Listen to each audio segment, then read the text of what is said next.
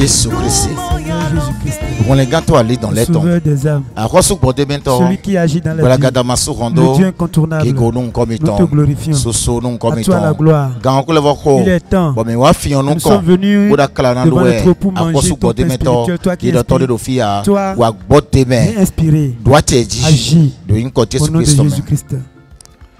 Gloire à Dieu. Alléluia. Alléluia. Amen.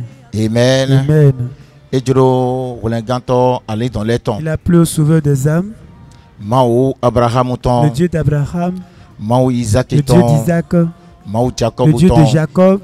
Il nous a encore donné ce moment. Ce moment-là que le Seigneur nous a donné. Ce moment-là est appelé le moment vraiment que nous devons profiter de ça. Parce que pour ceux-là qui sont pleurants de Dieu, un moment de bonheur, de bénédiction. Pour ceux-là qui sont venus vers Christ. La raison pour laquelle je le dis ainsi, il y a bon nombre parmi les hommes qui désirent voir ce moment-là. Mais ils n'ont pas pu. Et ils sont poursuivis par la sorcellerie, par les gris-gris, par les envoûtements. C'est Christ que l'on trouve et que l'on est heureux à travers ce moment. C'est pour cela que Christ en voulant dire dans le livre de Matthieu 11, verset 28, verset, il dit venez à moi, vous qui tous qui êtes fatigués, chargés, qui êtes chargés, afin que je puisse vous décharger. Celui qui est venu vers Christ, c'est lui qui est déchargé. Jésus le Seigneur sauveur des âmes, qui sont dans ce monde, qui sont sous le joug de le poids de ce charge, que le Seigneur ouvre les cœurs afin qu'ils le connaissent. Amen. Sans pas nous tarder, le petit sujet que nous avons médité en ce moment-là, cela est intitulé Est-ce que l'on tombe sans se relever? Est-ce que l'on tombe sans se relever? Cela est extrait de Jérémie. Jérémie 8, verset 4 à 7. Dis-leur, ainsi parle l'Éternel. Est-ce que l'on tombe sans se relever? Ou se détourne-t-on sans revenir? Pourquoi donc ce peuple de Jérusalem s'abandonne-t-il à de perpétuels égarements? Il persiste dans la tromperie, il refuse de se convertir. Je suis attentif et j'écoute. Il ne parle pas comme il devrait. Aucun ne se répand de sa méchanceté et ne dit « Qu'ai-je fait ?» Tous reprennent leur course comme un cheval qui s'élance au combat. Même la cigogne connaît dans les cieux sa maison. La tourterelle, l'hirondelle et la grue observent le temps de leur arrivée. Mais mon peuple ne connaît pas la loi de l'Éternel. Seigneur Jésus-Christ, bénis ta parole. Accorde la compréhension. Au nom de Jésus-Christ. Nous allons reprendre la lecture. Dis-leur, ainsi parle l'Éternel. Est-ce que l'on tombe sans se relever? Ou se détourne-t-on sans revenir? Pourquoi donc ce peuple de Jérusalem s'abandonne-t-il à de perpétuels égarements? Frères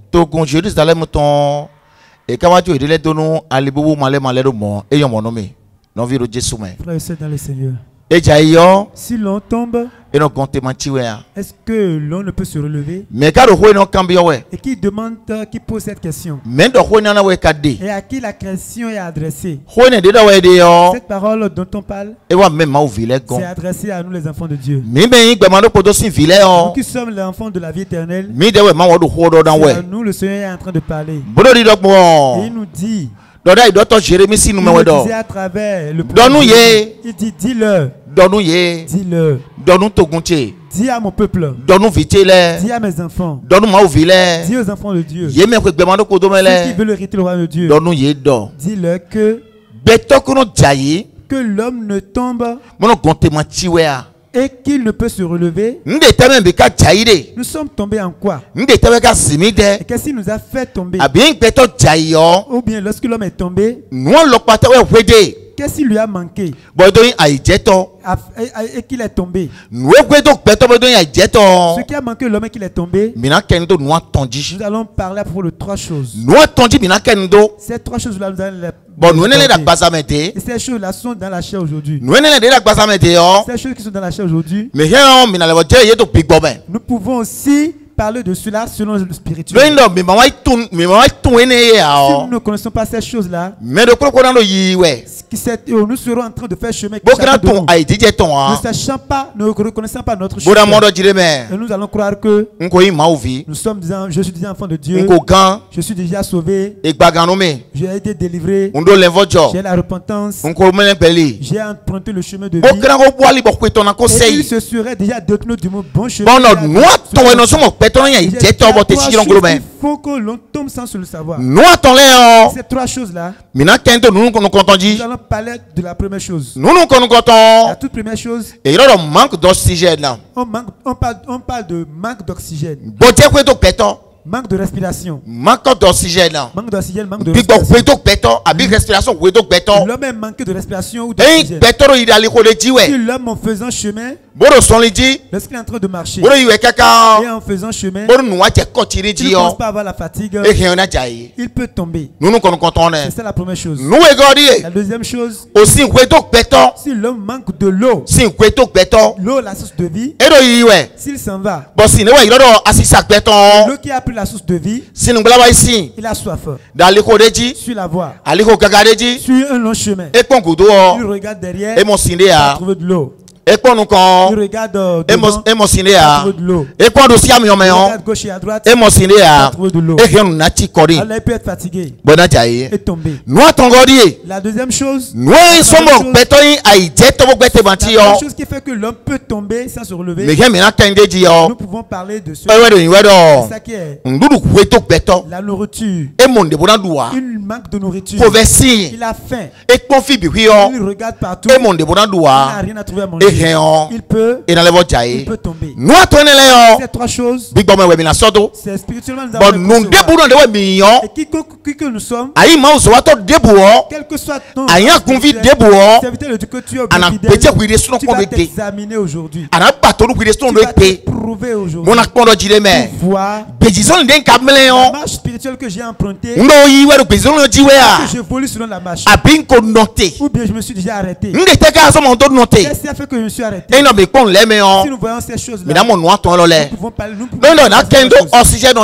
de l'oxygène. Je prends le livre d'Ézéchiel.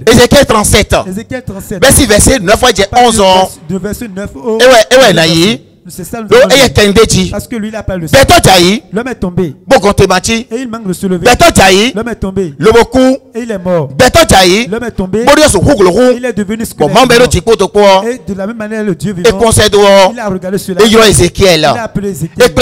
Il a conduit Ézéchiel. Il l'a amené dans la vallée. La vallée est remplie de la voix de Dieu lui disait ceci. Ézéchiel disait Ézéchiel, ces ossements-là, qu'il peut revivre. Ézéchiel avait dit à Dieu, il avait répondu à l'Éternel, Éternel, c'est toi qui le sais. S'ils vont revivre, c'est toi qui le sais. C'est toi qui as eu cette compréhension. Et il disait, prophétise. Et il a prophétisé sur ces ossements-là. Au 9e verset, Dieu lui a dit, nous allons lire ça. Il me dit, prophétise et parle à l'esprit. Prophétise, fils de l'homme, et dis à l'esprit. Ainsi parle le Seigneur l'Éternel. Esprit, viens des 4 vents, souffle sur ces morts et qu'ils revivent.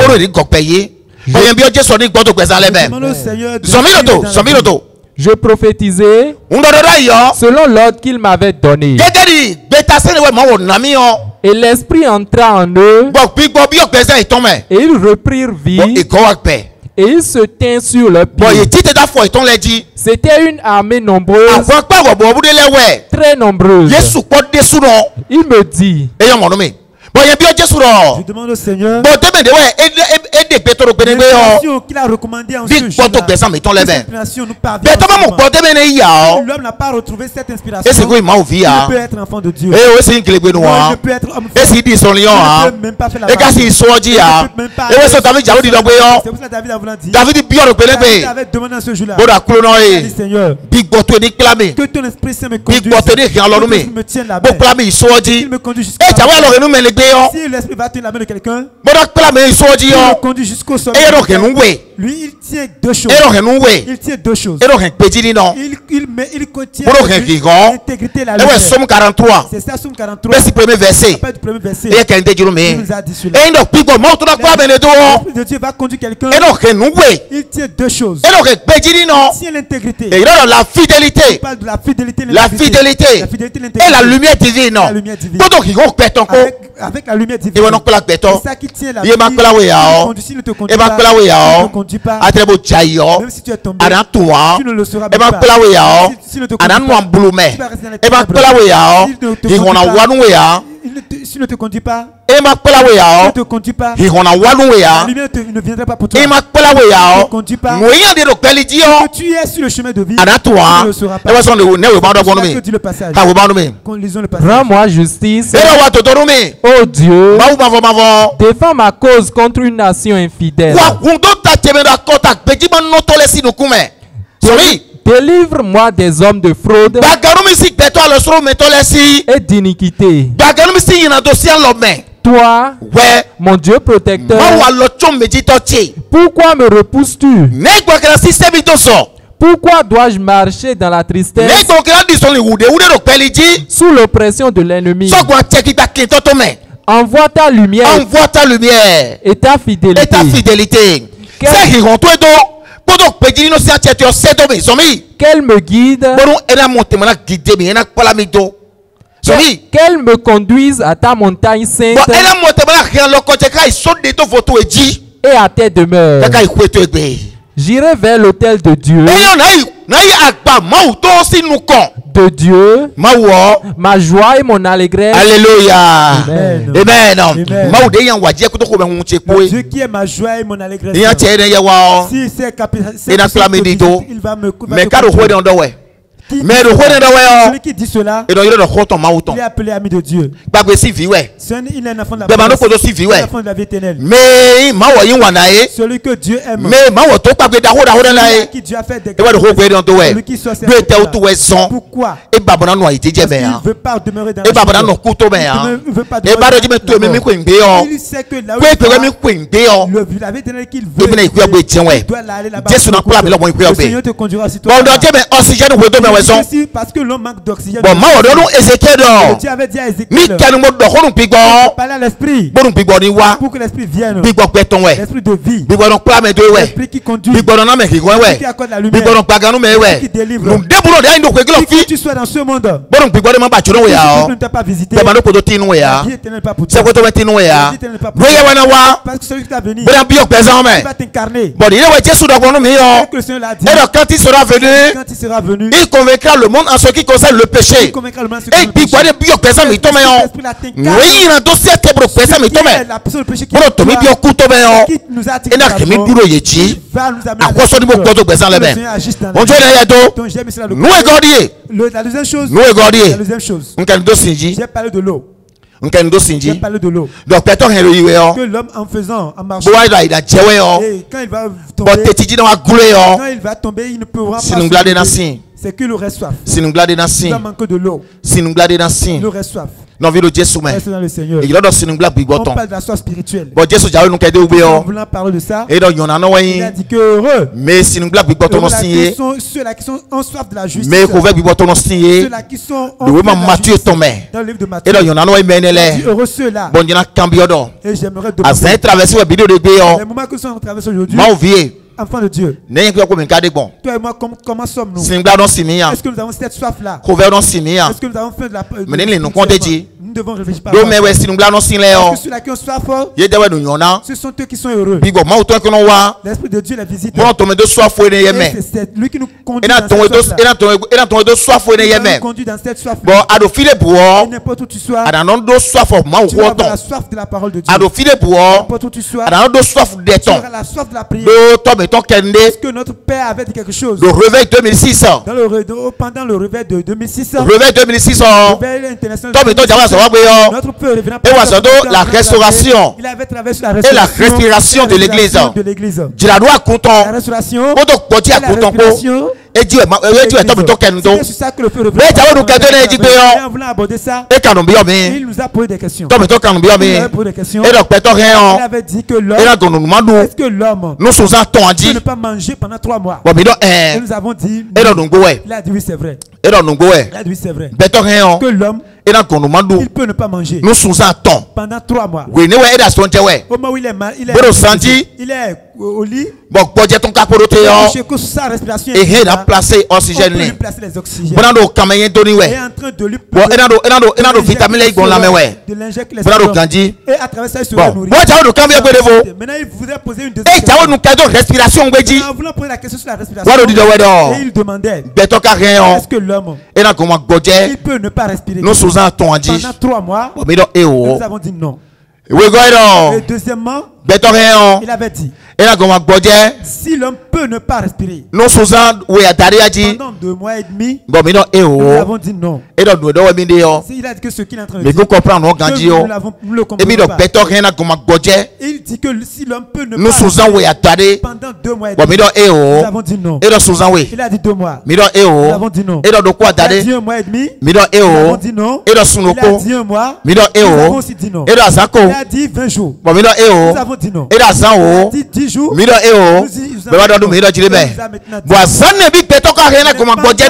combien de jours l'homme peut ne pas respirer? Nous lui avions dit dans le temps, nous avions dit que la respiration de l'homme s'arrête. C'est que l'homme nous n'avons pas de temps. Il n'y a pas de notion de temps. Et dans cette l'homme a droit à respirer à tout. C'est très bien. Il a dit que c'est très bien. Nous avons bien repris. Que de l'écouter. De l'entendre. Le chrétien qui manque de prière. Que sa vie peut être dans le seuil de mon Dieu. J'ai parlé de l'eau. J'ai parlé de l'eau. C'est un capital. Nous devons avoir la soif spirituelle. Ça doit grand, un homme grand, au serviteur de Dieu, au fidèle. Quoi que tu fasses dans ce monde, la parole de Dieu dans la vie. Est-ce que tu as cette soif-là? Est-ce que tu as cette soif-là? Est-ce que cette soif-là est le Dieu sait on le reçoit dans la repentance. On le reçoit dans la repentance que l'on reçoit dans cette maison. Il va s'efforcer de il ne peut l'avoir. Il va s'assurer. Il peut dire que j'ai déjà fait tant de marches. Nous n'avons couru. On a couru partout. Vraiment. Hein? Ça, je suis fatigué. Il lui manque quelque chose. Il lui manque de l'eau.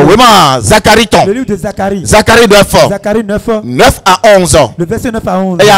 Zacharie 9. Zacharie 9 à 11. Et dit ceux-là, ils sont dans la suite de mais qui va les faire sortir, qui va les délivrer, qui agissent dans la vie, illumine les vies. Allons-y, sois transporté dans l'allégresse, fille de Sion, pousse des cris de joie, fille de Jérusalem. Voici, ton roi vient à toi. Amen. Et là, quoi surtout et Dieu est ton roi vient à toi. Il gagne ta vie. Il est quand même dans la vie de quelqu'un mais quand c'est rouillé, qui peut le arracher de mais sa vie, à qui il peut visiter. Mais toi, il a donné ouais. Ceux-là qui lui ont laissé. Dis ouais, Nathanaël, toi, il a donné Jésus pour le bénéfice. De la manière que il a. Bon, Jésus donné dans Dieu mais. Nous voulons le connaître avec moi Dieu. Le seul juste qui sont. Et le toi même dit. Qui est dans la donc Jésus mais. Nathanaël. Et toi, il a donné Jésus ouais. Et toi, il a donné Jésus ouais. Bon, Jésus doit rompre ton nez. Et ouais, son métier de donner Jésus. À quoi son nom est content. Et non plus au présent ton main. Et non pour quand le présent ton main. Et non finit le présent ton main. Sommez le roman main. Sommez le roman main. Dans la lecture. Il est juste et victorieux. Il est juste. Beto petit non ouais. Il est un homme intègre. Moi il nous dit et il est victorieux. Il est juste et victorieux. Il est juste et victorieux. Il est juste et victorieux. Il est humble et monté sur un âne. Sur un âne, le petit d'une ânesse. Je détruirai les chars d'Éphraïm.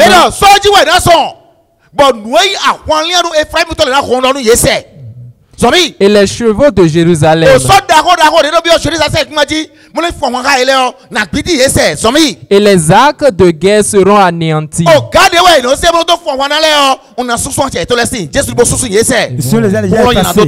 C'est ça.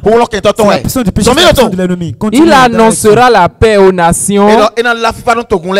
Et il dominera d'une mer à l'autre. Depuis le fleuve jusqu'aux extrémités de la terre.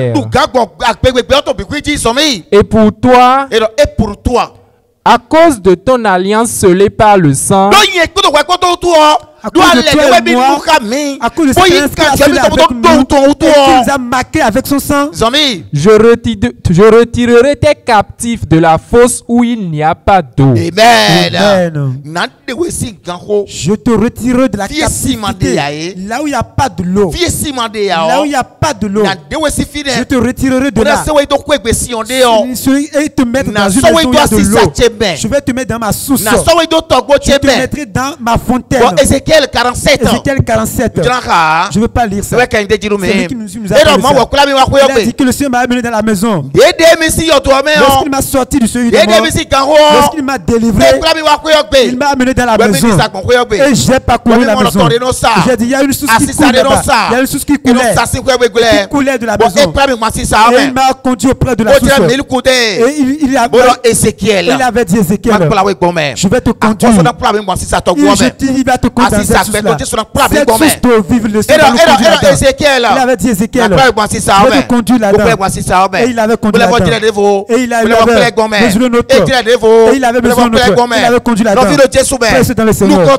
Deuxièmement, il a dit que l'eau est venue jusqu'à ses genoux. Et deuxièmement, l'eau est venue jusqu'à ses genoux.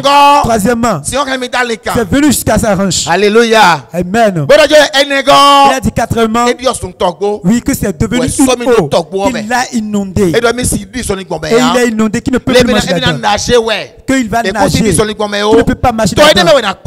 C'est dans ce sous la qu'on va nous conduire. Et tu vas t'abreuver. Tout ça, cela accomplit. Élie s'est assis. Élie s'est assis. Et il disait qu'il est fatigué. Parce qu'il avait soif. Parce qu'il avait faim. Il s'est assis. Il a dit là où cela est. Maintenant qu'il n'est pas mort, que ses aïeux, le Seigneur avait envoyé son ange. Le Seigneur avait envoyé son ange. Maintenant, donnez-lui ce pain-là. Donnez-le de l'eau à boire. Donc il avait bu de l'eau. Et il s'est encore dit. Il a dit, je ne veux pas. Parce que je suis fatigué. Et l'ange est revenu. L'ange est revenu. Il lui a encore donné à manger. Il lui a donné à boire. Lorsqu'il a bu maintenant, l'ange lui a dit, maintenant la marche qui est devant toi, la marche est longue. Le chemin maintenant continue. Lorsque l'eau est entrée dans sa vie, il a marché pendant 40 jours, 40 nuits. Et il n'est pas fatigué. Alors là, il est capital. La source là est capitale. L'eau est capitale. Qui est la source qui est l'eau? C'est Christ qui est l'eau. C'est lui qui est l'eau. Si en voulant dire, il a dit venez aux eaux. Il a dit à cette femme viens aux eaux. Je vais te donner de l'eau. Et quand tu donnes cette eau, l'eau va te donner que tu vas boire. Ça va se transformer en une source d'eau qui va couler jusqu'à la vie éternelle. Je demande au Seigneur qu'il nous fasse boire cette eau-là. Qu'il nous fasse boire cette eau-là. Qu'il nous fasse boire cette eau-là. Et je vais aborder la troisième point. C'est ça le pain.